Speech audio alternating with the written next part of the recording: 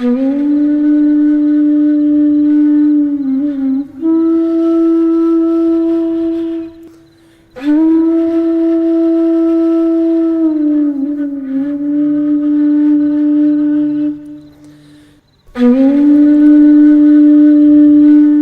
तिलक सहारनपुर के पश्चिमी इलाके के 11 नंबर वार्ड के 132 नंबर हाउसिंग कॉम्प्लेक्स में मेरा घर। मेरे पिताजी रघुवीर चौधरी का छोटा बेटा हूं मैं।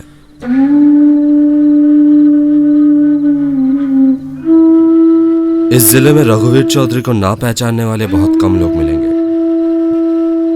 लोकल हिंदुत्व पार्टी के लीडर होने के कारण यहां उनका बहुत चलता है।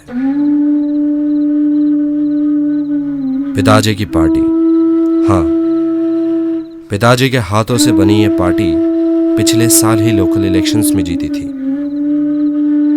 देहाती हिंदू विश्वासों पे बनी इस पार्टी ने अपने गुंडाराज से इस पश्चिमी इलाके पे अपना रौब बनाया हुआ था।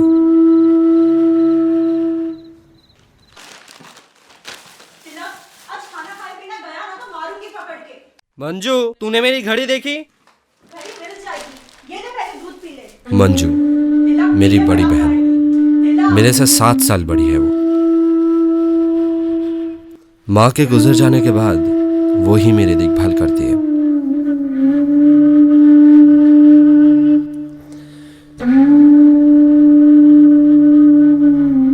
बारहवीं तक पढ़ाई कर पाई थी मंजू। पिताजी नहीं चाहते थे कि वो आगे पढ़ाई करे, बल्कि एक घर संभाले। और जैसे कि इस जिले में चलता है, इस घर में भी रघुवीर चौधरी के ऊपर कोई बात नहीं कर सकता।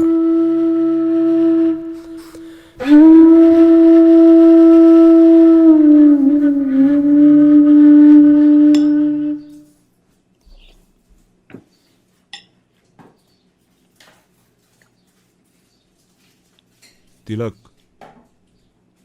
आज दोपहर को कॉलेज में स्टूडेंट यूनियन की रैली है। मैं चाहता हूं कि तुम वहां पर आओ। कुछ कार्यकर्ताओं से तुम्हें मिलाना है। पर पिताजी, आज मुझे शायद न्यूज़पेपर ऑफिस। तिलक, दरअसल बात यह है कि इस साल कॉलेज के इलेक्शन में हमारे हिंदुत्व पार्टी से तुम हिस्सा लेने वाले हो। ये बात तय है। इसके बारे में तुम्हें क्या करना है, तैयारी शुरू कर देना।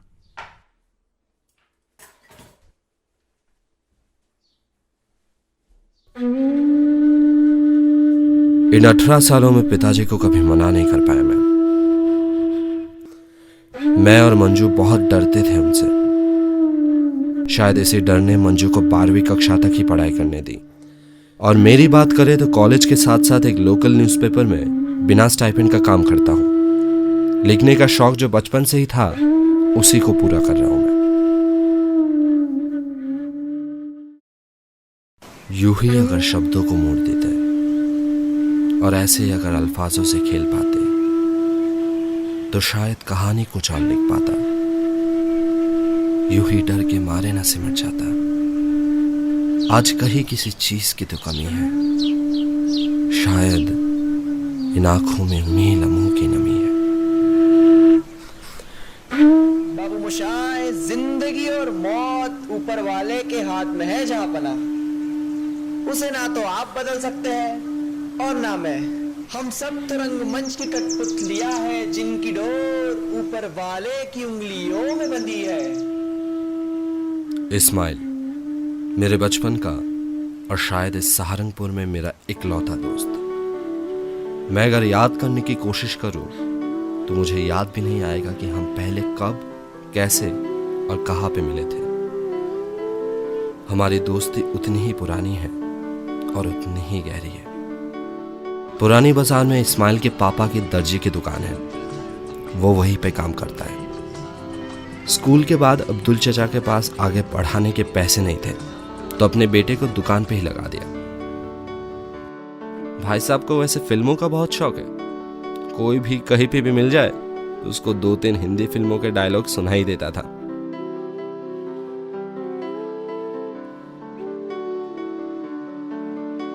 खैर, मुझे तो अब इस चीज की आदत सी हो गई थी।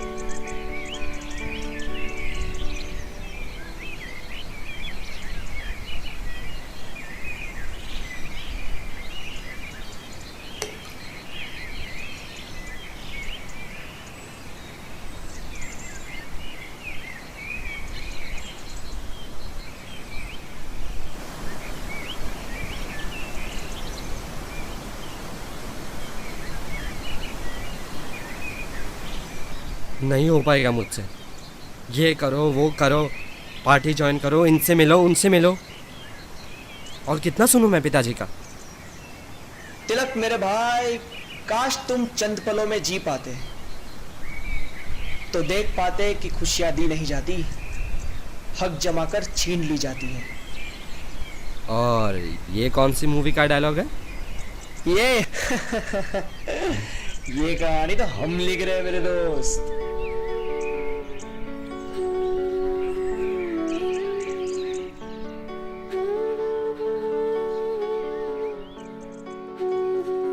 इस कनाल ने हमारी दोस्ती बचपन से देखी है।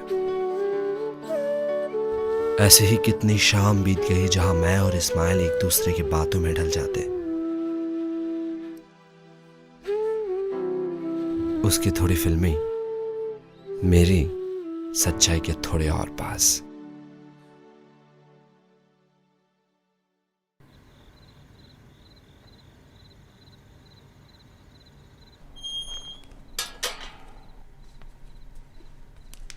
बहुत जल्दी में हो? हाँ जी पिताजी। रुको, बात करनी है। शाम के 4 बजे तक पार्टी ऑफिस में तुम्हारा इंतजार करता रहा।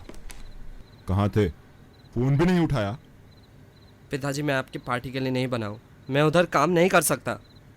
तिलक, हम काम के लिए नहीं बने होते, काम हमारे लिए बना होता है। तो शायद आपकी ये पार्टी मेरे लिए नहीं बनी है पिताजी।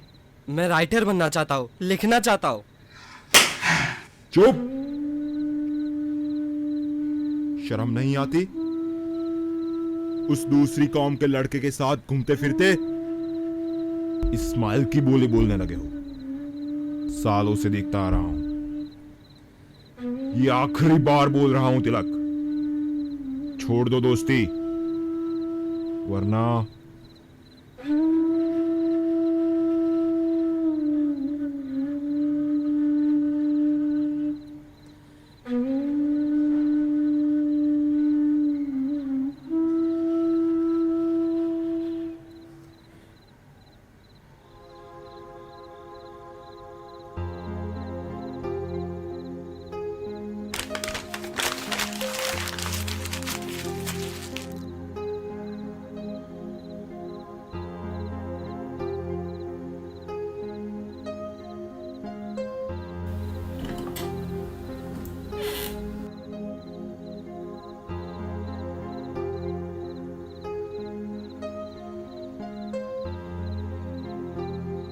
ये सब तो होता ही रहेगा, ज्यादा सोच मत। ये ले कुछ खा ले। मुझे नहीं खाना। ठीक है, मत खा, जो मर्जी है वो कर।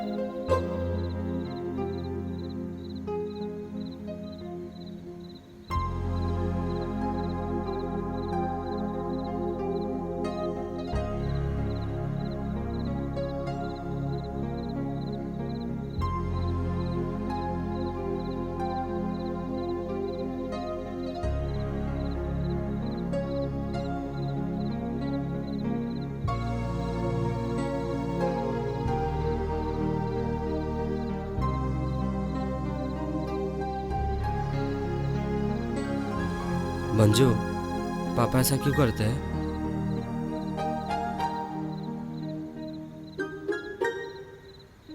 एक कहानी सुनाओ तिलक। दूर किसी देश में एक परिंदा रहता था। अपनी माँ के साथ पेड़ पे उसका घोंसला था। छोटा नन्हा परिंदा उड़ नहीं पाता था, डरा डरा सा सिमटा हुआ वो रहता था। पेड़ की ऊंचाई से बड़ा घबराता था। जमीन पे गिरने का डर उसे हमेशा सताता था। रोज सुबह वो ठान लेता कि आज तो मैं उड़ूंगा, लेकिन अपने ही बेमतलब डर से हारता रहता। अपनी माँ को वो उड़ते हुए देखता तो पूछता कि मैं कब उड़ूंगा माँ। प्यार से वो कहती कि तू जब बड़ा होगा तो आसमान की ऊंचाई को छुएगा।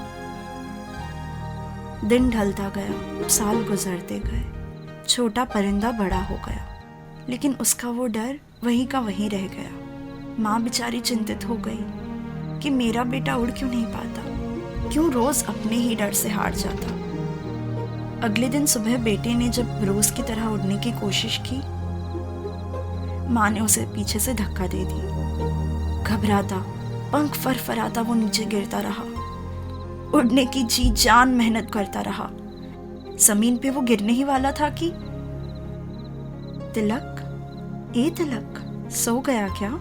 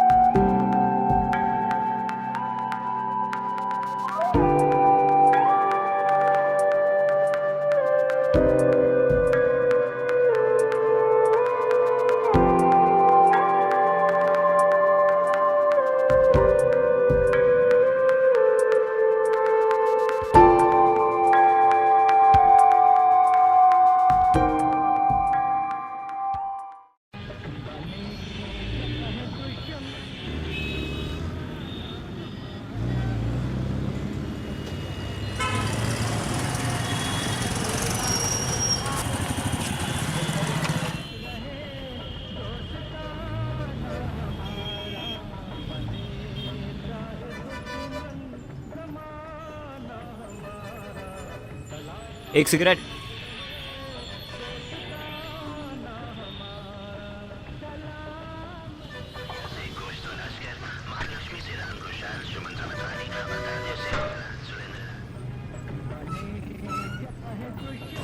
मैं भी यार सोच रहा हूँ यार, फिल्मों में क्या भाईजान, क्या हालचाल? रघुवीर चौधरी का नाम सुना है? हम उन्हीं के आदमी है। तो हम क्या करें? करना क्या है, उनके बेटे मतलब आपके दोस्त तिलक से जरा दूर रहिए। मेल जोल कम कर दीजिए वरना मिलने के काबिल नहीं रहेंगे। जय आप। भाई साहब, शोले देखी है ना आपने? पता है ना गब्बर का क्या हाल होता है? चुप कर, चमार कहीं का, जितना बोला है उतना कर।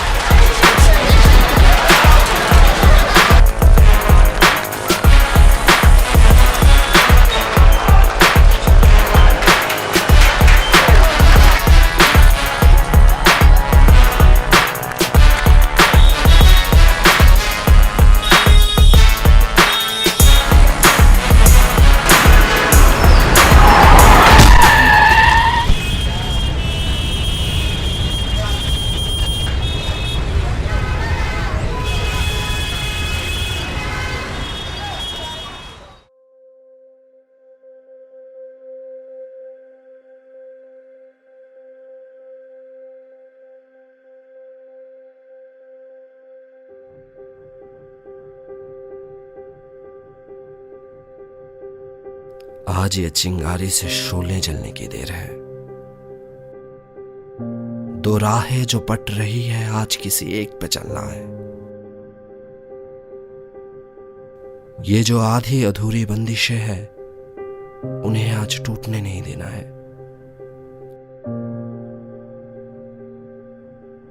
और ये मौत जो ढलते हुए दिन की तरह जिंदगी की रोशनी को ले चले, रफ्तार में नहीं तो आहिस्ता आहिस्ता ही भले, पर जाते जाते हिम्मत की एक मशाल दे जाए, ताकि ये काली घनी रात गुजर पाए।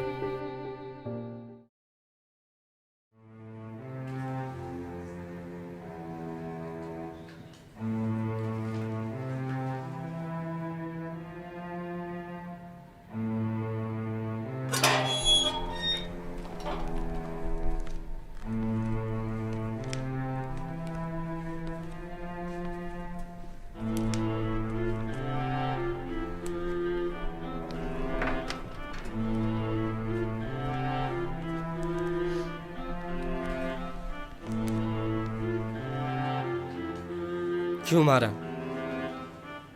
क्या क्यों मारा? आपने इस्माइल को क्यों मारा पिताजी?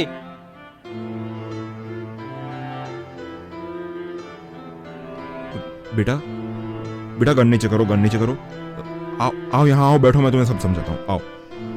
नहीं समझना मुझे। आपने समझा कभी? बेटा शांति से, मैं तुम्हारा बाप हूँ बेटा। प्लीज आ जाओ, बैठो बेटा। आज नहीं। बेटा गन।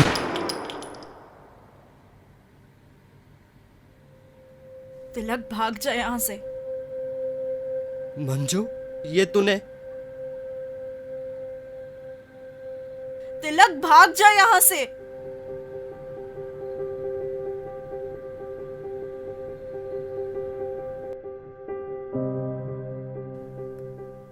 दूर किसी देश में एक परिंदा रहता था।